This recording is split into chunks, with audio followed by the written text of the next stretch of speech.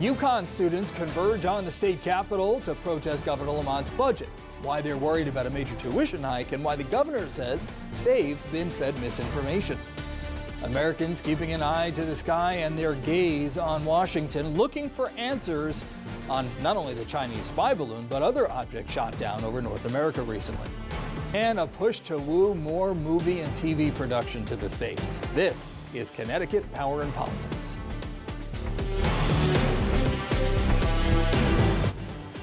Welcome to Power and Politics. I'm Eric Lance-Croner. We thank you for joining us again. We begin this week with Yukon students, busloads of them, walking out of class, making their voices heard in Hartford. They say Governor Lamont's new budget could cost them thousands more in tuition. The administration, however, warning that Yukon isn't telling students the whole story. News 12 Connecticut's John Craven at the Capitol. Bus after bus after bus of Yukon students are here at the state capitol with a message for Governor Lamont. Don't cut Yukon's budget. From stores to the state capitol. Eventually you'll catch the Capitol building. Students taking steps to stop a tuition hike. It's already expensive for me to be here. Adding like another $3,000, that's gonna be a little rough. What do we want? Funding! When do we want it? Now! They're protesting Governor Lamont's new budget. Governor, my family and so many families just like mine came to this state for the education. So please don't make that the reason that we leave. Under the governor's budget, state funding actually goes up, but it pares down federal relief money, resulting in almost $200 million less overall. I think they got some misinformation. I think they were told that we're cutting funding for University of Connecticut. After the rally, lawmakers grilled Yukon's new president. Some say the school's budget is bloated. For instance, Yukon athletics lost $53 million last year, and the last two presidents still collecting more than $500,000 in salaries. We are looking what we can cut, how we can improve efficiency, but to go to this magnitude, it's not possible to happen overnight. Even some students say Yukon administrators need to change their tune.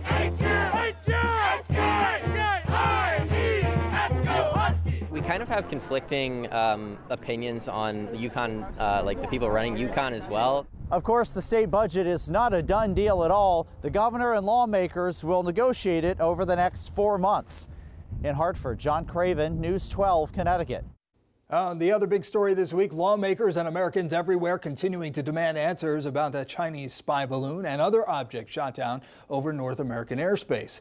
It's become a political football of sorts. And the Pentagon says these objects unprecedented during peacetime. But why is this happening? News 12 Connecticut's Mark Sudol reports. Since American fighter jets shot down a Chinese balloon recently, 3 other objects have been taken down. We're usually worried about missiles or airplanes that don't respond. Now we're looking for balloons, and we're finding them. Congressman Jim Himes, the ranking member of the Intelligence Committee, says countries have used balloons to spy on each other for decades. He thinks it's been largely experimental by the Chinese. There's just a lot of garbage floating around up there. Now we're seeing it, and when it, at least for this week, when it interferes with civilian aviation or could interfere with civilian aviation, the White House is taking the decision to take those things down.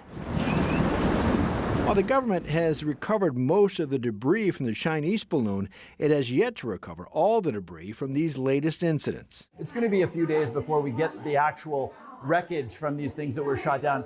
Again, speculative on my part, but I think they're going to end up just being balloons that were rogue and drifting, and I don't think it's going to be anything any more exciting than that. It's peculiar that we've all of a sudden now caught that they have been flying over us. Robert Sanders, a senior lecturer on national security at the University of New Haven, believes it was our right to take down these objects. I think we did the right thing by analyzing them to the best of our ability.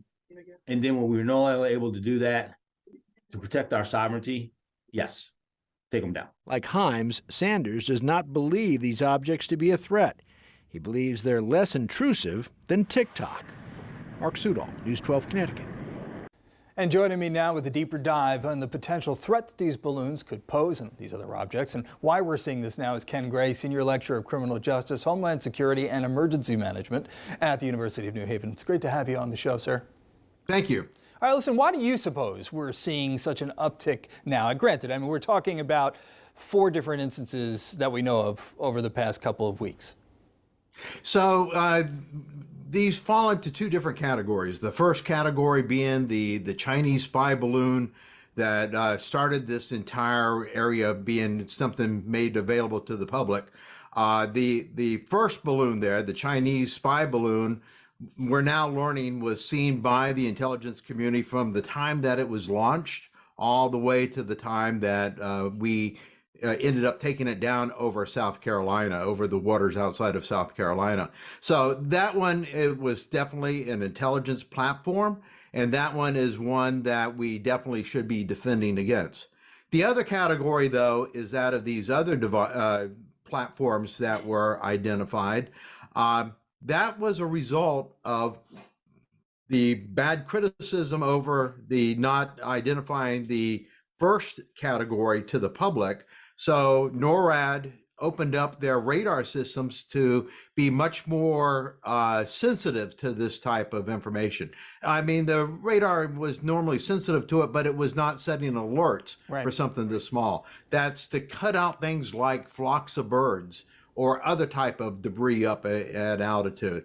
And so we're first seeing these type of balloons now because of the change in the radar capabilities, as opposed to not seeing it because of the radar itself. Is that worrisome to you, though, that we're now first seeing these types of objects?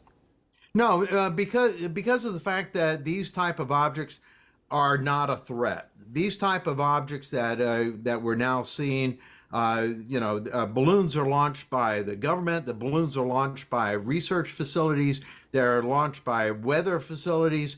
These are not carrying weapons on them.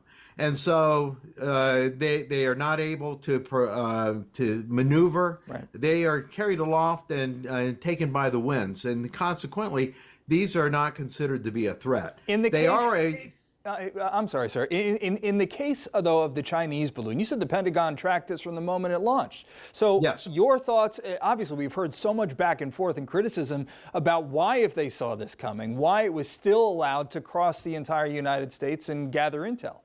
So that's a very good question. We knew about it. The intelligence community knew about it. So why wasn't it taken down before it came into our airspace? And I don't have an answer for that. I think that it was a threat and that the decision to take it down should have been made. I think the only reason why the government responded to it was because it became aware, the public became aware of this, and not because the government all of a sudden saw it as a threat. You know, the president finally speaking publicly about this after really being criticized for not. As you know, China is also now pointing fingers, accusing the U.S. of illegally flying our own high-altitude balloons over their territory without permission. Is this damage control? Is this posturing?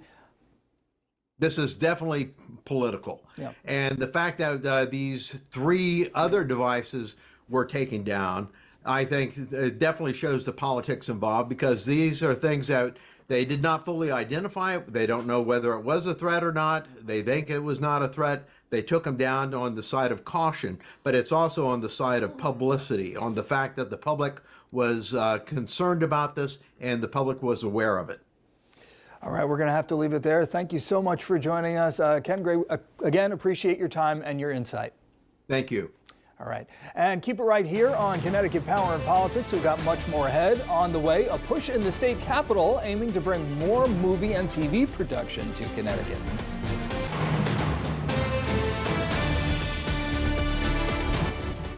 I'm Eric Lanskroner, and welcome back to Power and Politics. There's a push underway at the state capitol to increase tax credits for movie and TV productions shot in Connecticut. It's all part of luring more projects here. News 12 Connecticut's Marissa Alter with our story. Norwalk's Lockwood Matthews Mansion has a history with Hollywood, most recently in the Netflix movie Mr. Harrigan's Phone out last year. It's also where we met up with Jonathan Black, who's spearheading an effort to get more TV and film productions to choose Connecticut as their backdrop. I think the biggest problem right now that we're struggling with is competition. Black and his wife own Chair 10 Productions. They moved from Los Angeles to Newtown during the pandemic and now want to move more show business here too. That means the state's film tax credit is now in the spotlight. We have a decent credit. I think it's good, but I think it could be much, much better. Connecticut's is 30%, but Black says the state is losing out to places like New Jersey, which is at 40%. He's proposing additional tax credits for things like hiring local staff and minority workers, also choosing a city or town that needs economic development. A production taking advantage of every bonus could get up to a 37% tax credit.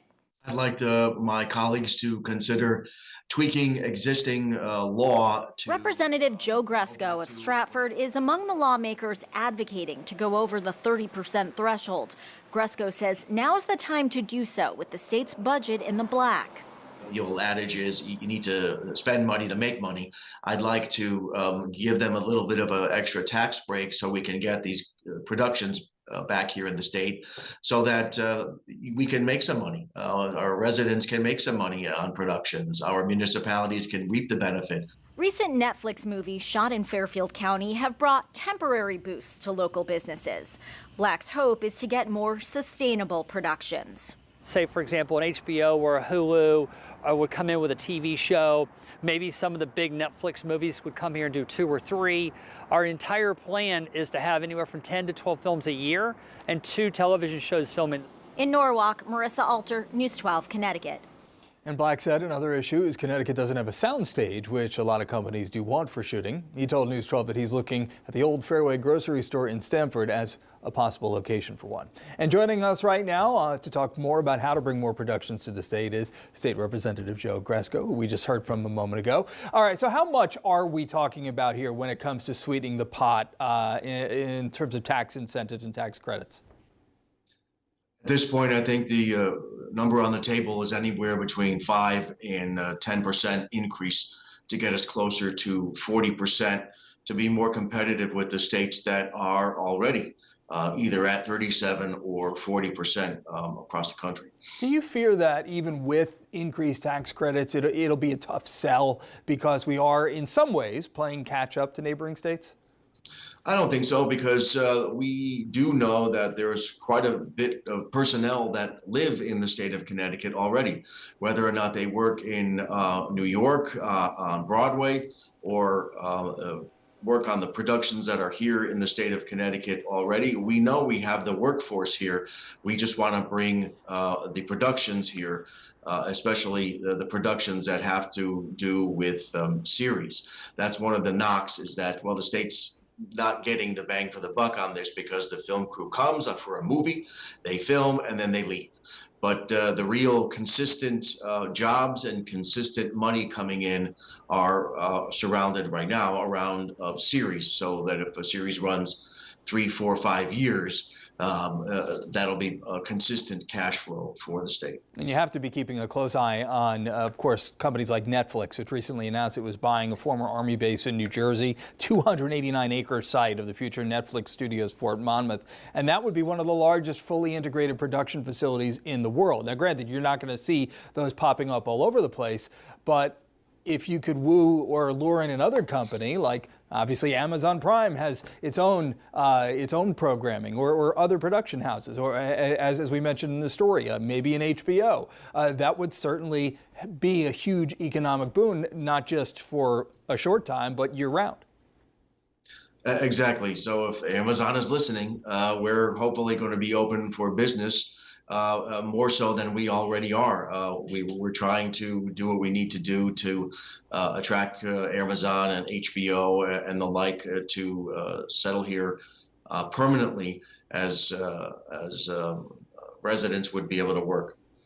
You know, Connecticut, and I don't need to tell you this, it's just we ooze New England charm. What would you say to studios and production houses who are looking at potential shooting locations and might not have necessarily considered setting up a more permanent shop in our state?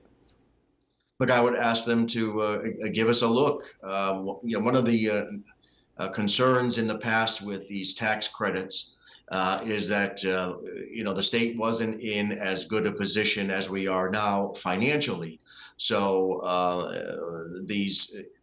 a tax credit is if they come here, then they get charged a certain amount of taxes, but we are relieving 30% of that. Well, if our tax credits don't measure up to other states in the country who offer a bigger tax credit, and these productions don't come here, we don't get any tax revenue. So that's the catch. It's not like the state is losing money.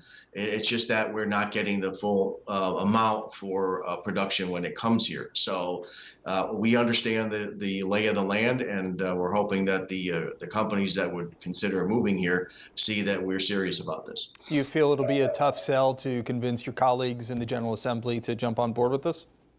Well, many of my colleagues in the General Assembly have done the heavy lifting over the past few years to get us out of normally every year facing a budget deficit to now discussing how we're paying down on pension debt, and we're providing tax relief. So the money issue is kind of off the table. So I'm all for providing incentives to industries that want to come here that will provide long-term business and jobs for people. All right, Representative Gresco, thank you so much. We appreciate all of your time, and we'll be right back right after the break here on Connecticut Power and Politics.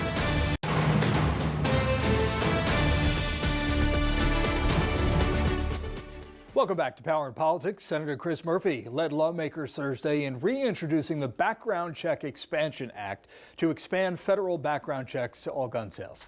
Under current federal law, unlicensed or private sellers are not required to conduct a background check prior to transferring a firearm.